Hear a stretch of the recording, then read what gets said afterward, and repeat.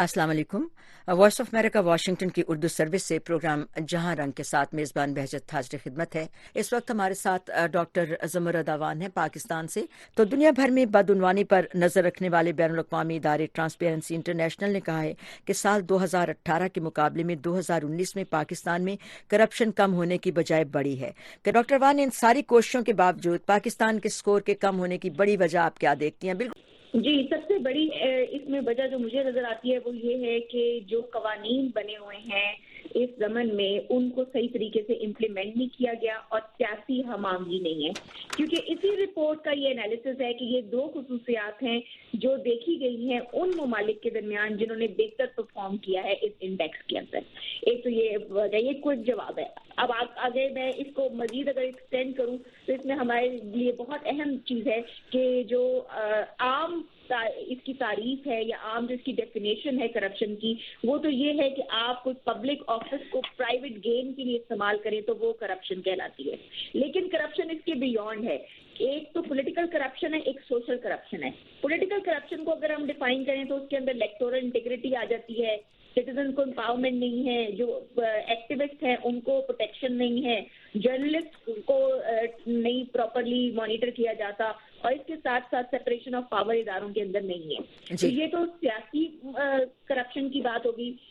اور جہاں social corruption کی بات آتی ہے تو وہاں پر خاندان کا کردار، معاشرے کا کردار، تعلیمی اداروں کا کردار وہ بہت اہم ہے کہ وہ کس طریقے سے ایک شخص کو یہ سکھا رہے ہیں کہ اس نے زندگی کیسے گزارنی ہے اور کس طریقے سے ویلیو سسٹم ڈیولپ کیا گیا ہے معاشرے کے اندر۔ ڈاکٹر اعوان، آپ مجھے یہ بتائیے گا کہ آپ نے بہت تفصیل سے بتایا کہ پولیٹیکل کرپشن کی بات کی، سول کرپشن کی بات کی۔ کیا آپ سمجھتی ہیں کہ جب تک سول کرپشن اور پولیٹیکل کرپشن کو الگ الگ نہ کیا جائے، جسے کہنا چاہیے یہ سارے جو مختلف گروپس ہیں سوسائٹیز کے، جو ایک پاکستانی معاشرے کے مختلف گروپس ہیں، جب تک وہ ایک پیج پر آ کر کام نہیں کرتے اس وقت تک معاملے کو آگے نہیں بڑھایا جا سکتا؟ جی بالکل۔ ابھی ایک بڑی اہم بات جو پچھلے اسپیکر نے کی ہے وہ یہ ہے کہ گورنمنٹ کی کیا کردار رہا ہے، اس میں ذرا میں کوئک سا ایک کامنٹ کرنا چاہوں گی۔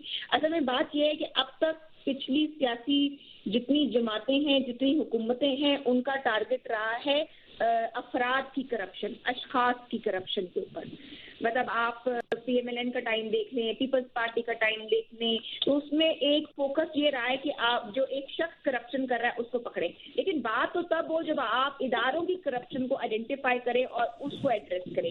تو اداروں کی کرپشن کے اوپر کوئی کام نہیں ہو رہا، جس کی وجہ سے چیزیں جو ہیں وہ سلو ہوئی ہیں۔ پی ٹی آئی گورنمنٹ نے پچھلے دنوں کیے ہیں، بالکل صحیح وہ کہہ رہے ہیں، میں ایگری کرتی ہوں ان سے، لیکن اس کو اسپیڈ اپ کرنا ابھی بھی اداروں کی کرپشن کے اوپر اس طرح سے فوکس نہیں ہے۔ اب میں آ جاتی ہوں آپ کے سوال کے اوپر۔ ابھی آپ نے کہا ہے کہ کیا ممکن ہے؟ جی بالکل، آگے کرنے کی سب سے امپورٹنٹ بات آپ اس مثال سے دیکھ لیں، جو آٹے کا بحران ابھی آیا ہوا ہے، اس میں تو اداروں کی کرپشن نظر آ رہی ہے، ہمیں عام وہ نہیں نظر آ رہی ہے۔